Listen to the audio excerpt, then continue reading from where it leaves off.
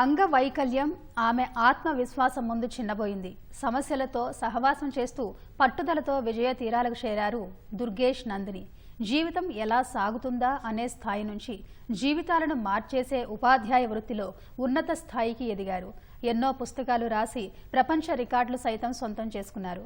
రాష్ట్ర విద్యా పరిశోధన శిక్షణ మండలిలో పనిచేస్తున్న దుర్గేష్ నందిని ఎందరికో ఆదర్శంగా నిలుస్తున్నారు.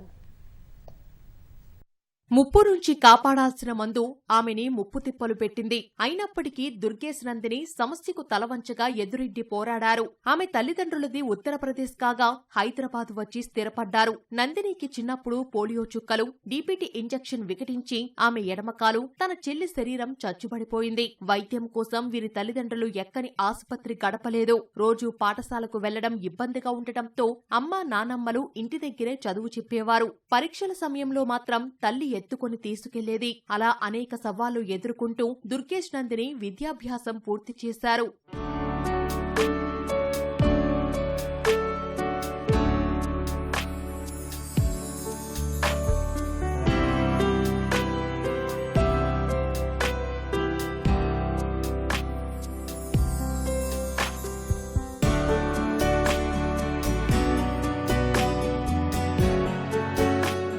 దుర్గేష్ నందినికి చదువంటే ప్రాణం. ఆ మక్కువతోనే పీజీ, బీఈడీ పూర్తి చేశారు. అక్కడితో ఆగకుండా ఎంఫీఎల్, పీహెచ్డీ కూడా చేశారు. ఓవైపు ఉన్నత విద్య కొనసాగిస్తూనే తల్లిదండ్రులకు భారంగా మారకూడదని పార్ట్ టైం లెక్చరర్ గా పనిచేసేవారు. ఈలోగా డీఎస్సీ నోటిఫికేషన్ రావడంతో పట్టుదలతో చదివి ఉపాధ్యాయురాలిగా ఉద్యోగం సంపాదించారు. సెంట్రల్ వర్సిటీలో పీహెచ్డీలో చేరిన దుర్గేష్ నందినికి ధీరేంద్రనాథ్ తో వివాహం జరిగింది. పెళ్లి తర్వాత కూడా భర్త, తల్లి ప్రోత్సహించారని, అందుకే తను జీవితంలో ఉన్నత స్థాయికి ఎదిగారని చెబుతున్నారు.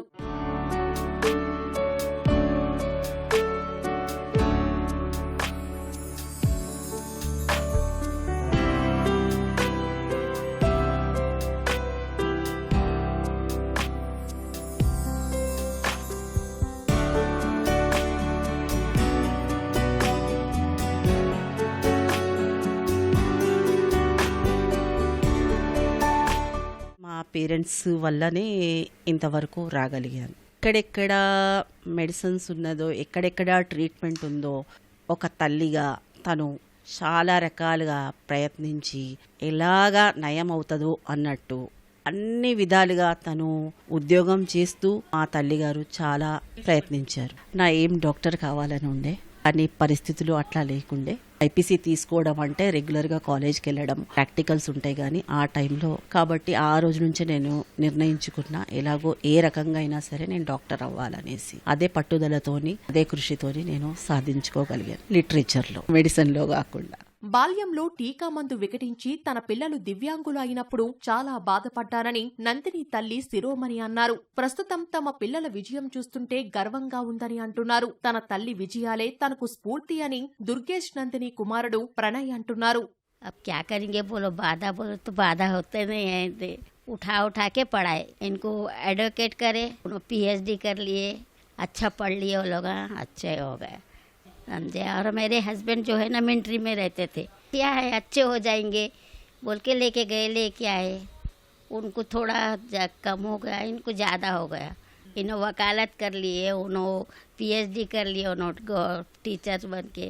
ప్రౌడ్ తో హై హమార్కో. మా మదర్ అలా బాధపడ్డది. ప్లస్ ఇంకోటి ఏంటంటే కష్టపడి ఈ స్టేజ్కి వచ్చింది. మా మదర్ ఇంకా మా పిన్ని ఇద్దరు కలిసి not only as a male పనిలో, ఈవెన్ విత్ రెస్పెక్ట్ పనికి అన్నట్టు మేల్ ఫీమేల్ అన్నట్టు ఉండదు. కాబట్టి అన్ని పనులు నేర్పించారు నాకు. That is a big thing. అంటే నా లైఫ్లో అది ఉండిపోతుంది. ఇంకోటి ఏంటిదంటే మా మదర్ ఇంకా సక్సెస్ పొందాలని మేము అదే ప్రార్థిస్తున్నాం. తన జ్ఞానాన్ని నలుగురికి పంచాలనే ఉద్దేశంతో నందిని హిందీలో 20కు పైగా రచనలు చేశారు. ఆమె ప్రతిభను గుర్తించిన పలు సంస్థలు అవార్డులు, రివార్డులతో సత్కరించాయి. కాళ్ళు చేతులు ఉన్నా అనుకున్న లక్ష్యం సాధించలేని వారికి దుర్గేష్ నందిని ఆదర్శంగా నిలుస్తున్నారు.